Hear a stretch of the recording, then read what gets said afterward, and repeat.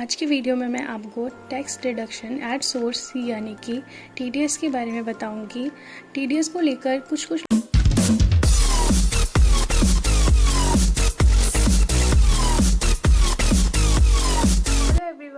My name is Anchal and you are watching YouTube channel of CA Sahayata. I hope that the last video was helpful for you, and if you have any doubt related to income tax, GST and other taxes, then you can comment below.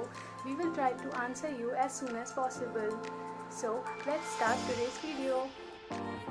आज की video में मैं आपको tax deduction at source यानी कि TDS के बारे में बताऊंगी। टीडीएस को लेकर कुछ लोगों को कन्फ्यूजन रहता है। उन्हें लगता है कि टीडीएस एक अलग तरीके का टैक्स होता है, बट टीडीएस एक अलग तरीके का टैक्स नहीं होता है, बल्कि ये एक मैकेनिज़्म है, एक तरीका है जिसके थ्रू गवर्नमेंट हमसे इनकम टैक्स कलेक्ट करती है। इसलिए टीडीएस को अलग तरीके का टैक्स कहना गलत होगा, बल्कि हमें ये कहना चाहिए कि टीडीएस एक तरीका है जिसके थ्रू गवर्नमेंट हमसे इनकम टैक्स कलेक्ट करती है।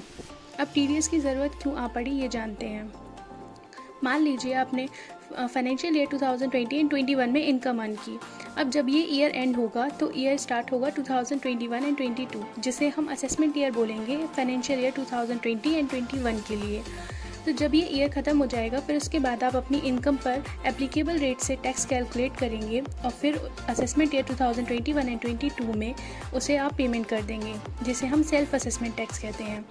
उसी तरीके से इनकम टैक्स को कलेक्ट करने के 4 तरीके होते हैं। उसमें से सबसे पहला होता है टीडीएस, फिर आता है टीसीएस, थर्ड है एडवांस टैक्स, उसके बाद है सेल्फ असेसमेंट टैक्स। आज के वीडियो में हम टीडीएस के बारे में जानेंगे। ये है मिस्टर पू। बैंक को मिस्टर पू को इंटरेस्ट का पेमेंट करना है 60,000। तो अब इस इंटरेस्ट पर टीडीएस डिडक्टेबल है 10% की रेट से, तो बैंक को 6,000 रुपये इस पर टीडीएस डिडक्ट करना होगा। तो बैंक जब मिस्टर पू को पेमेंट करेगी तो वो पेमेंट करेगी उन्हें 54,000, और उसके बाद में 6,000 का जो टीडीएस डिडक्ट किया है वो इनकम टैक्स डिपार्टमेंट को पेमेंट करेगी। ऐसा करने के बाद में फिर बैंक एक स्टेटमेंट फाइल करेगी ट्रेसेस के साथ में। ट्रेसेस एक ऐसी साइट है इनकम टैक्स की जिस पर टीडीएस से रिलेटेड सारी इन्फॉर्मेशन अवेलेबल होती है। फिर उसके बाद में इस डॉक्यूमेंट को जो हम बोलते हैं उसे टीडीएस रिटर्न कहते हैं, जो हर 3 महीने में फ़ाइल करना होता है।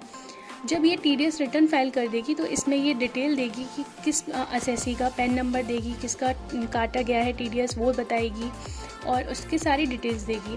फिर उसके बाद में जब वो ये डिटेल्स दे देगी तो फिर form 26 AS income tax department में उस असेसी का अपडेट हो जाएगा कि इस असेसी के इन पेमेंट्स पर टीडीएस डिडक्ट किया गया है। तो उससे क्या होगा कि जब ITR फाइल करेगा मिस्टर पू, तो ITR में वो इस TDS का क्रेडिट ले सकेगा। आइए एग्जाम्पल के थ्रू देखते हैं।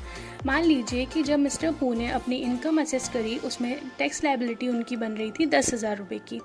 फिर उन्हें TDS का क्रेडिट मिलेगा उस पर 6,000 रुपये का, तो उन्हें टैक्स पेबल करना पड़ेगा 4,000 रुपीज़ का। उसके बाद अगर मान लीजिए दूसरे केस में मिस्टर पू की टैक्स लायबिलिटी बनती है 3,000 रुपये की, लेकिन उनका TDS का जो क्रेडिट बनता है वो है 6,000 रुपये का। तो अब मिस्टर पू को टैक्स रिफंड मिलेगा 3,000 रुपये का। तो अब जानते हैं टीडीएस को एक समरी के रूप में। टीडीएस मोस्टली बहुत सारे पेमेंट्स में भी करता है और सैलरी के ऊपर भी करता है। तो टीडीएस 2 तरीके से हम बांट सकते हैं, जैसे TDS on salary and TDS on payment other than salary. उसके बाद टीडीएस ऑन सैलरी में जो टीडीएस होता है वो आपका एम्प्लॉयर डिडक्ट करता है, और आपको वो फॉर्म 16 इशू करता है एनुअली। अब फॉर्म 16 क्या होता है? मान लीजिए जब मिस्टर पू को इंटरेस्ट में 54,000 रुपीज़ मिलेंगे, तो मिस्टर पू बैंक से पूछेंगे कि आपने मेरे को 54,000 क्यों पेमेंट किया, मेरे 6,000 रुपये कहाँ गए? तो बैंक उनसे बोलेगी कि हमने इस पर टीडीएस डिडक्ट किया है। तो मिस्टर पू बोलेंगे कि अब मुझे इसका एक डॉक्यूमेंट दीजिए जिससे ये वेरिफिकेशन हो सके कि आपने टीडीएस डिडक्ट किया है। तो उसे ही फॉर्म 16 और फॉर्म 16A बोलते हैं। फॉर्म 16 होता है सैलरी के केस में, और फॉर्म 16A होता है अदर देन सैलरी के केसेस में। तो यही आपको सर्टिफिकेट मिलेगा। अब हमेशा ध्यान रखिए कि फॉर्म 16 और फॉर्म 16A जो है वो हमेशा ट्रेसेस से डाउनलोड किया होना चाहिए। हैंडमेड कभी भी आपको नहीं लेना चाहिए, क्योंकि हो सकता है कि हैंडमेड में उसने आपसे कट तो कर लिया हो टीडीएस, लेकिन गवर्नमेंट को पेमेंट ना किया हो। ऐसा करने से वो फॉर्म 26 AS में शो नहीं होगा और आपको क्रेडिट अवेलेबल नहीं होगा।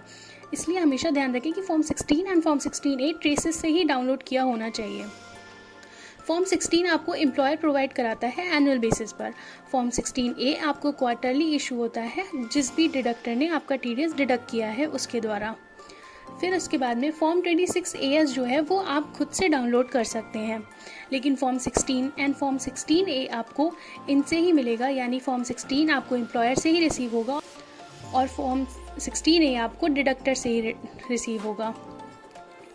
आज के वीडियो में इतना ही। आई होप कि आपको TDS के बेसिक्स तो समझ में आ गए होंगे और इस TDS के टॉपिक को मैं कवर करने के लिए और सीरीज़ में वीडियोस बनाऊंगी जिसमें मैं आपको TDS की रेट्स के बारे में भी बताऊंगी कि किस पेमेंट पर किस रेट से TDS डिडक्टेबल होता है। I hope that this video was helpful for you. If you like it, then do share it and don't forget to subscribe our channel. If you have any doubt, then do comment below. We will try to answer you as soon as possible. I will see you in the next video. Till then, bye bye.